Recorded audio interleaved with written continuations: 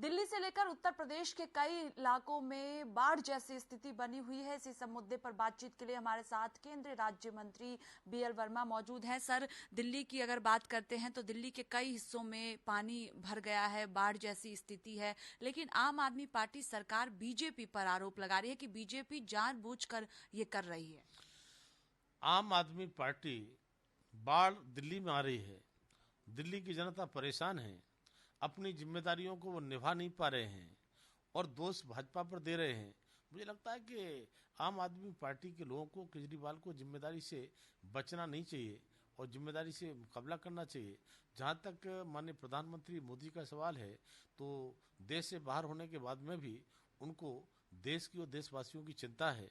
लगातार वो यहाँ से संपर्क बनाए हुए हैं। और जहाँ तक भारत सरकार का सवाल है, भारत सरकार हर मोर्चे पर जहाँ जहाँ आवश्यकता पड़ती है पूरी तरह से मुस्तैदी से खड़ी रहती है। लेकिन केजरीवाल जी को इस तरह से जिम्मेदारी से भागना, मुझे लगता है कि दिल्ली की जनता इस माफ करने वाली उनको नहीं है। आम आदमी पार्टी के उत्तर प्रदेश प्रभारी है संजय सिंह, जो आरोप लगा रहे हैं कि बीजेपी गहरी साजिश रच रही है दिल्ली को लेकर। संजय सिंह के बारे में सब जानते हैं, वो बड़बोलेपन में क्या क्या नहीं बोलते हैं, इसलिए मैं संजय सिंह जैसे व्यक्ति पर कोई कमेंट नहीं करना चाहता। इसके साथ ही सर, उत्तर प्रदेश की बात करें तो कई हिस्सों में बाढ़ जैसी स्थिति है। सीएम खुद मुआयना करने के लिए पहुंच रहे हैं। किस तरह से देख रहे हैं, किस तरह से वहां पर स्थिति को जो है वो निपटा जाएगा? उत्तर प्रदेश में जब भी इस तरह की बाढ़ की स्थिति आती है, आदरणीय प्रधानमंत्री जी जैसे देश में देखते हैं, वैसे ही उत्तर प्रदेश में माननीय मुख्यमंत्री जी जैसे ही उन्हें जानकारी मिली और तुरंत जाकर वो सहारनपुर मेरी जानकारी में दौरे पर गए हैं। तो हमारी उत्तर प्रदेश की सरकार पूरी मुस्तैदी से इस बाढ़ के नियंत्रण को रोकने का काम करेगी और मुझे लगता है कि हम निश्चित रूप से बाढ़ रोकने में सफल होंगे। वहीं सर, समाजवादी पार्टी के राष्ट्रीय अध्यक्ष अखिलेश यादव जो बाढ़ को लेकर भी सवाल उठा रहे हैं, महंगाई को लेकर भी तंज कस रहे हैं सरकार पर।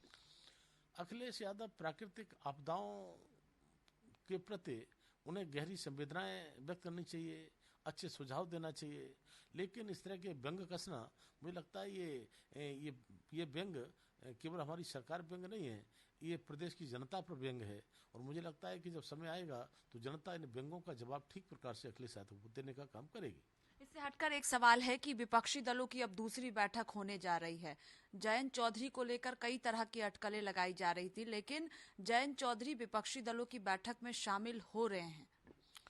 देखिए, जयंत चौधरी के विषय में मीडिया में खबरें जैसी भले ही आ रही हों, लेकिन मेरे पास में इस प्रकार की कोई पुष्टि नहीं थी।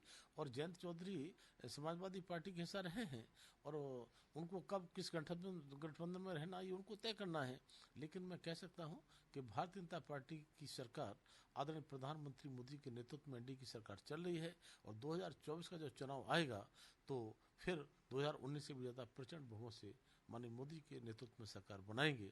और आदरणीय प्रधानमंत्री मोदी की लोकप्रियता से ये सारे ऐसे विरोधी दल घबरा करके ये गठबंधन करने की बात कर रहे हैं। ऐसे गठबंधन इन्होंने 2019 में भी किए थे, लेकिन कोई फर्क पड़ने वाला इसलिए नहीं है कि देश की जनता का आशीर्वाद माननीय प्रधानमंत्री मोदी जी के साथ है। आपको लगता है कि जयंत चौधरी अगर इधर आते तो फायदा होता, अगर उधर जा रहे हैं तो ऐसे में बीजेपी की टेंशन 2024 में उत्तर प्रदेश में बढ़ेगी? उत्तर प्रदेश की जनता आदरणीय प्रधानमंत्री मोदी के नेतृत्व में 80 में से 80 कमल खिलाने को तैयार बैठी है।